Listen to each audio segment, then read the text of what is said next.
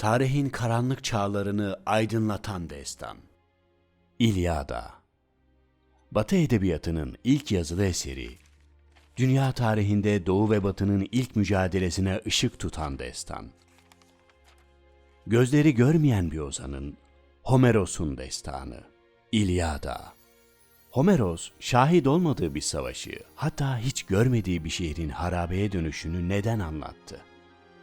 Bölgede yazının kaybolduktan sonra ilk kez kullanılmaya başlandığı çağlarda Homeros anlatmak için neden Troya efsanesini seçmişti? Troya gerçekten de efsane miydi? Tarihin karanlık çağlarını gün ışığına çıkaran arkeoloji bizi bu efsaneye ikna edebilir mi? Troya, Kutsal Lida Dağı'nın eteklerinde, denize yakın yüksek bir mevkide kurulmuş, Anadolu'nun önemli ticari şehirlerindendi. Karadeniz ve Akdeniz'in ticaretini kontrol eden Troya, elbette ki daha verimli Anadolu topraklarına geçmek isteyecek Yunanların dikkatini çekiyordu. Troyalıların kenti ise altı kapılı ve dönemin en yüksek surlarıyla korunmaktaydı. Öyle ki bu surları aşmak, kuşatma kuleleri, büyük mancınıkları olmayan, yılın yalnızca belirli zamanlarında savaşan akalar için oldukça uzun sürmüştü. İlyada destanında bu sürenin 10 yıla vardığı görülür. Yüzlerce kadırga gemisiyle her yıl Troya limanına yaklaşan Yunanların bu mücadelesi nedendi? Homeros bu savaşa dair neler anlatır? Gelin bakalım. Troya kralı Priamos'un 2 oğlu vardır. Kahraman Hektor ve kardeşi genç Paris. Bu 2 kardeş Yunanlarla barış yapmak niyetiyle Sparta kralı Menelaos'un sarayına konuk olurlar. Menelaos ise baş tanrı Zeus'un insan eşinden olan kızı, güzeller güzeli, uğruna canların feda edilebileceği bir eşi vardır. Helen. Genç Paris ve Helen birbirlerine aşık olurlar. Paris Helen'i gizlice kaçırır. Konuk olduğu evin sahibine yaptığı bu saygısızlık Paris'in aşağılanması için yeterlidir. Zira misafir olduğu yere saygısızlık asla kabul edilemez. Helen, Troya'da kabul görür ve o artık Troyalı Helen'dir. Menelaos ise bu yaptığını Paris'in yanına bırakacak değildir. Şehir devletleri halinde yaşayan Yunanları kendisine tabi kılan Krallar Kralı Agamemnon, kardeşi Menelaos'un savaş isteğini göz ardı etmez.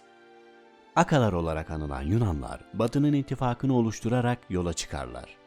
Yanlarında elbette İtakya kralı Odysseus da vardır.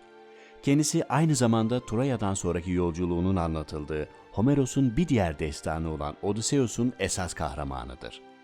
İlyada destanında bir kahraman vardır. Akileus.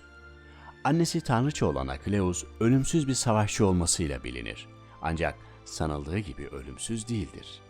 Tanrıça Tetis onu ayak bileğinden tutarak kutsal suya soktuğunda dışarıda kalan ayak bileği ölümcül olan tek uzvu haline gelmiştir. Akileus başından itibaren savaş için sebep bulamayarak ve istemeyerek gelir. Üstelik İlyada destanının başında Akileus'un Kral Agamemnon'la tartıştığı ve savaşı bıraktığı görülür. Zira Agamemnon, Akileus'un Troya'dan tutsak aldığı tapınak kadınlarından Briseis'i kendisi için istemiştir. Bu sebeple savaşı terk eden Akileus'u yeniden savaşa sürükleyen şey ise Prens Hektor'un çok değer verdiği arkadaşı Patroklos'u öldürmesidir. Bu sırada savaşa son vermek niyetiyle Troyalılar, Paris'in Menelaos ile bir düello yapmasını teklif etmiştir. İkisi karşılaştıklarındaysa Paris canını kurtarmak için kaçmıştır. Savaşın sonlarına yaklaşırken Akileus, Hektor'la bir düelloya girmek istemiştir. Troyalıların kahramanı, Akaları yıllarca mağlup eden Hektor, kendisine yakışanı yapmış ve düelloyu kabul etmiştir. Anadolu'nun ilk yerli kahramanı Hektor, zırhının açıkta bıraktığı boyun kısmından yaralanarak ölmüş, Akileus ise onu ayaklarından bağlayarak atının arkasında sürüklemiştir. Gözbebeği oğlunun ölümünden sonra cenaze törenini yapabilmek için gizlice Aka ordugahına giren Priamos, oğlunun katilinin dizlerine sarılmış ve ona yalvarmıştır. Akileus'un Hektor'un naaşını vermesi ve tüm Troyalıların geleneklerine uygun olarak Hektor'un bedenini ateşe vermesiyle İlyada destanı biter. Peki ya meşhur Troya atı? Akalar geri çekilmiş gibi davranır. Bu sıradaysa Kral Odysseus'un fikriyle Poseidon'un simgesi olan tahtadan bir at inşa edilir. Birkaç gözcüyle birlikte Troyalıların kapısına bırakılan bu atın içinde Aka askerleri beklemektedir. Troyalıların hem bir ganimet hem de tanrılara sunulacak bir hediye olarak kabul ettikleri bu atı içeri almaları, Troya'nın içeriden ele geçirilmesine, yakılıp yıkılmasına sebep olmuştur. Paris'e öldürülmeden önce abisinin intikamını almış, Akileus'un ayak bileğine bir ok saplamayı başarmıştır. Yalnızca Aeneas ve bir grup Troyalı kaçabilmiştir. Troyalıların sonunu getiren, akıllara ünlü savaş hilesi olarak kazınan, Akaların kazanmak için oynadığı bu son kozdan İlyada destanında neden bahsedilmemiştir bilinmez. Savaşın bu son kısmı Homeros'tan etkilenen destan ve tragedya yazarlarının eseridir. Homeros yalnızca iki karakterin destanını yazmıştır. Akileus ve Odysseus. Ne var ki İlyada'nın kahramanları yalnız değildir. Onlarla birlikte hareket eden, bazen onları koruyan, onlar arasında taraf tutan Olimpos tanrıları vardır. İlyada ilk yazılı eser olmasının yanında aynı zamanda ilk kez Yunan tanrılarından bahseden eserdir. Tanrılar insanların çehrelerine benzer, onlar gibi konuşur, hisseder ancak onlardan çok daha güçlü ve ölümsüzdür. Kimi zaman bir gölge gibi, kimi zaman bir insanın bedenine girerek kahramanların yanına gelir, onlara müdahale eder.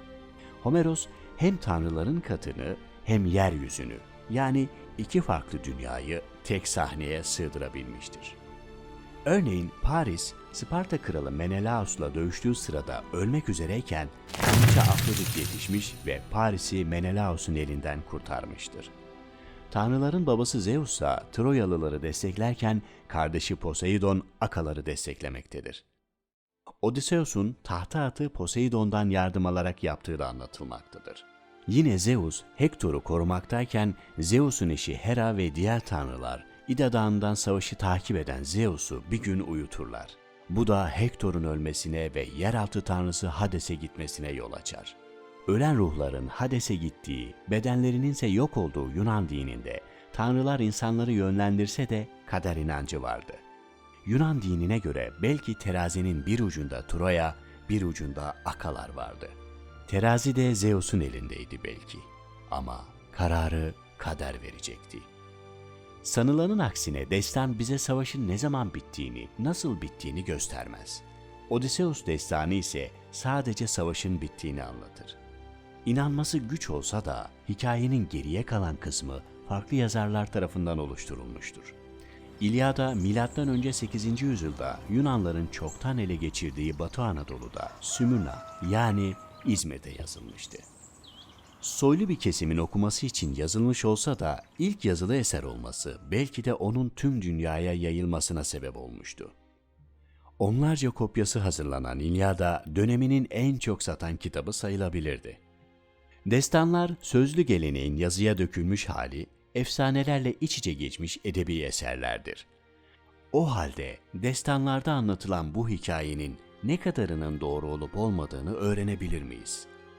Şüphesiz bu karanlık çağlara fener tutabilen bilim dalı arkeolojidir.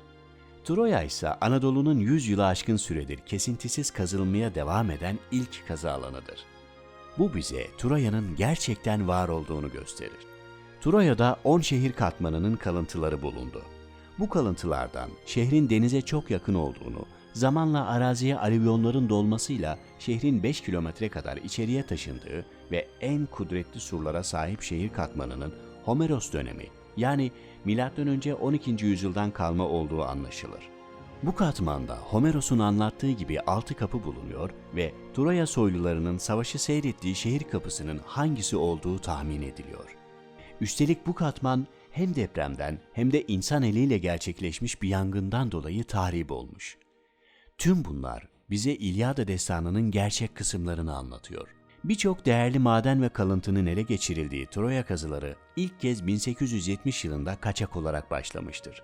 Bu sürece gelene kadar Batı dünyasında antik döneme olan ilginin artmasının bir sonucu olarak antik medeniyetlere dair araştırmalar başlamış, Troya hakkında ve nerede olabileceği konusunda bir takım fikirler ortaya atılmıştır.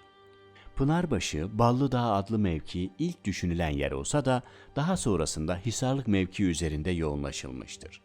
Antik şehrin yeniden gün ışığına çıkarılabilmesi ise güçlü bir mücadeleyi beraberinde getiriyordu.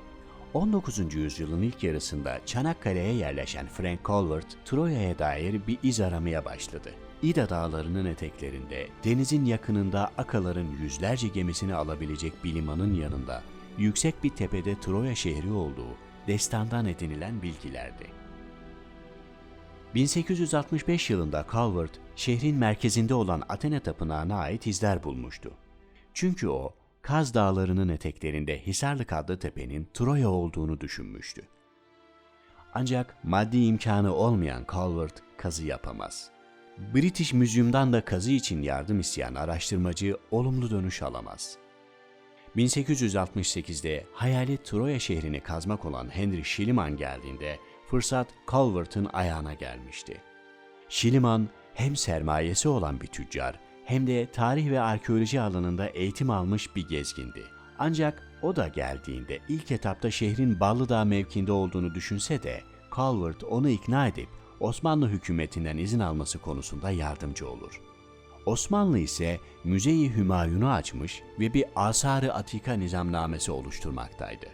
Bu nizamnamenin amacı Osmanlı coğrafyasından çıkacak değerli eşyaların defineciler tarafından çalınmasına veya kaçak kazı yapan ve eserleri yurt dışına kaçıran kişilere engel olmaktı. Ancak henüz hazırlanamayan nizamnameden dolayı ilk etapta izin vermeyen Osmanlı hükümetine rağmen Schliemann 1870 yılında kaçak bir kazı yapmaya çalışmıştır. Kazının durmasının sebebi ise arazinin sahibi iki Türktür. Arazide kazı yapılmasına izin vermeyen bu iki adam için Schliemann araziyi ücretini ödeyerek satın almak ister. Zira Osmanlı kanunlarına göre arazinin sahibinin çıkacak eserlerde hakkı vardır. Bu kaçak kazıyla tüm Osmanlı hükümetini rahatsız eden Schliemann, istemeden de olsa Maarif Nazırı Saffet Paşa'nın kendisinden önce araziyi devlet adına satın almasına sebep olmuştur. Osmanlı'nın bu hamlesinden sonra Schliemann, çıkan eserlerin yarısının Müze-i Hümayun'a bırakılacağını vaat ederek izin almak istemiş, Osmanlı ise bu dönemde bunun yeteceğine kanaat getirmiş olacak ki izin vermiştir. 1871'de resmi izinle yapılan kazılar başlamıştır. Schliemann kazılardan çıkan eserleri raporlasa da çıkan değerli hazineleri ve buluntuları deniz yoluyla gizlice Atina'ya kaçırmıştır. Bu eserleri kimse görmeden kaçırmak için eşinden ve yardımcısından destek almış, sepetlerle saklayarak kaçırmıştır. Osmanlı'ya oldukça küçük bir kısmını teslim eden Schliemann, üstelik kendisinin de itiraf ettiği gibi şehir katmanlarını yanlış kazarak tabakaların birbirine karışmasına sebep olmuştur. Tüm bunlara rağmen destanda geçen Homerik katmanına ilk ulaşan Henrik Schliemann olmuştur. 1873 yılında Atina'ya kaçırdığı hazineleri Osmanlı ile arasının bozulmasını istemeyen Yunanistan, İngiltere gibi devletler müzelerine kabul etmemiş, Schliemann da bir süre hazineleri saklamıştır. Bu süreçte Osmanlı dava açsa da bir sonuç alamamıştır. Tekrar bir davaya girecekken Schliemann'ın 50.000 frank ödeme teklifini kabul etmiştir. Zira davadan bir sonuç alınamayacağı bellidir. Üstelik dava ücretleri ve hazinenin yerini bulmak için harcanan paranın da bir işe yaramayacağını düşünerek dönemin hükümeti bu ücreti kabul etmiştir. Almanya bu hazineleri Prusya Etnoloji Müzesi'ne kabul ettiğinden Schliemann teslim etmiş ve Kaiser tarafından kraliyet nişanıyla ödüllendirilmiştir. İkinci Dünya Savaşı'nda ise Rusya'ya götürülen hazineler 1995 yılından itibaren halen Pushkin Müzesi'nde sergilenmektedir. Türkiye, dünyanın çeşitli yerlerinden eserlerin geri döndürülmesi için çabasını sürdürse de ve küçük bir kısım Troya hazinesini geri getirebilse de müzeler ellerindeki Troya hazinelerini teslim etmeye sıcak bakmamaktadır. Türkiye, Homeros'un anlatısına göre Bozcaada'nın karşısında Beşikkoyun'un kuzeyinde Kaz Dağları'nın eteğinde Hisarlık Tepesi'nde iç kale kazılarına devam ediyor. Bu kazılarda önemli bir parça keşfedildi. Üzerinde Luvice hieroglif yazısı bulunan bronzdan bir mühür. Bu, Troya'da M.Ö. 12. yüzyılda yazının kullanıldığına dair bir delil olmuştur. Troya'da Luvice konuşulmaktadır. Ticaretlerinin kapasitesini de ortaya koyan bu kıymetli delilin yanında Homerik dönem Troya katmanında çokça okucu bulunmuştu. Bu katman, yangınla tahrip olan katmandır. Ayrıca at yetiştiricilikte mahir olduğunu bildiğimiz Troya'nın katmanlarından at iskeletleri de çıkmıştır. Şehrin 10 metreye varan surlarının yanındaysa Troya'nın saray yapısı da keşfedilmiştir. Destana göre Troya soyluları savaşı buradan izlemişti. Kral Priamos, oğlu Paris ve Menelaos'un mücadelesini izlerken Helen'i çağırmış ve "Gel güzel kızım, ilk kocan ve düşmanların burada. Üzülme, sen hiçbir şeyin sorumlusu değilsin. Her şey tanrıların isteğiyle oluyor," demişti. İşte bu sahne burada geçmiş olmalıdır. Saray yapılarının ve tapınaklarının keşfedildiği iç kalenin dışında şehrin geriye kalan kısmının destanda bahsedildiği kadar büyük olduğu tespit edilmiştir. Bu şehrin var olduğuna dair yazılı metinler de bulunmuştur. Hitit tabletlerinde İlyon adlı bir şehirden bahsedilmektedir. Destanın adı neden İlyada'dır? Çünkü İlyada, İlyon'un şarkısı anlamına gelmektedir. Homeros şehrin iki ismini de sık sık kullanır: İlyon ve Troya. Dünya tarihinin ilk anlaşması Troyalılar ve Hititler arasında yapılmıştır. Evet, Alaksandu Anlaşması. Kadeş Anlaşması'ndan bile önce yazılmış bir ittifak anlaşması. Tüm bunlar Karadeniz ticaretini elinde bulunduran bu meşhur kentin, Troya'nın tüm ihtişamıyla gerçekten var olduğunu bize ispat eder. Troya atınınsa kullanılan kelimelerin çevirisi yapılırken gemi terimleri olduğu düşünülmüş, aslında at değil gemi olabileceği bir iddia olarak ortaya atılmıştır. Bahsedilen atın aslında denizler ve depremler tanrısı Poseidon'un gönderdiği bir deprem olduğu şeklindeki iddia da oldukça düşündürücüdür. Ancak yangınla tahrip olan Homerik dönem Troya'sı bize içeri bir şekilde girildiğini ve şehrin yakıldığını ispat etmektedir. Bahsedilen atın içinde askerlerin silahlarıyla girip bir gün beklemesi ne kadar mümkündür bilinemez. Veya Troyalıların bu atı içeri aldıktan sonra başında kimseye nöbet tutturmayarak ihmal etmesinin ne kadar gerçekçi olduğu da düşünülebilir. Troya atı, dünya tarihinin en sinsi savaş hilesi olarak gizemini korumaktadır. Troya özellikle Karadeniz ve Akdeniz arasında tahıl ve demir ticaretini elinde tutuyordu. Yunan şehir devletlerinin bir araya gelerek Akdeniz'e geldiği bu savaşta Troyalılara yardım için Anadolu'nun güneyinden ve kuzeyinden Likyalılar ve Kaşkalar gelmişti. Doğu'nun ve Batı'nın bu mücadelesini Akalar kazanmıştı. Akdeniz ve Karadeniz boyunca kolonilerini yerleştiren ve tüm ticaret ağını ele geçiren Akalar, Troya'da kazandıkları bu zaferi dilden dile aktarıyordu. Homeros'un gelenek haline gelmiş, herkesin bildiği bu anlatıyı ilk yazılı eserin konusu olarak seçmesi de kaçınılmazdı. Tarih her zaman yapılanlara sebep veya sonuç göstermek için kullanılmıştır. Yakın çağa gelindiğinde Batı dünyasının her milleti kendi tarihini Antik Roma ve Helen devletlerine dayandırma çabasına girmiştir. Medeniyetin batıda doğduğuna ve gelişmişliğin kendi ellerinde olduğuna inanan Batı dünyası için Troya unutulamaz bir zaferdi. Bir Alman olan Henry Schliemann'ı da, bir İngiliz olan Frank Calvert'ı da buraya getirip bu çalışmaları yaptıran şey, Batı'nın gördüğü rüya ve oluşturmaya çalıştığı kimlikti. Troya'dan kaçan Aeneas ve bir grup Troyalı'nın Roma'ya gidip Roma'yı kurduğu veya Türklerin Troyalı olduğuna dair iddialar, oluşturmaya çalıştıkları kimlik için birkaç çaba gibi görünmektedir. Selahaddin Eyyubi'nin Kudüs'ü, Fatih Sultan Mehmet'in İstanbul'u ele geçirmesi, 1. Dünya Savaşı'nda Çanakkale cephesinde İngilizlerin ve Fransızların Türklere karşı kaybetmesi de Batı dünyasının zihninde Troya Savaşı'nın anılarını canlandırmıştı. Öyle ki, Türkler için işgal anlamına gelen 1. Dünya Savaşı'nı bitiren Mondros Ateşkes Anlaşması, Türklere bir savaş gemisinde imzalatılmıştı. İngiliz zırhlısı Agamemnon. Troya Savaşı'nın galibi, Krallar Kralı Agamemnon.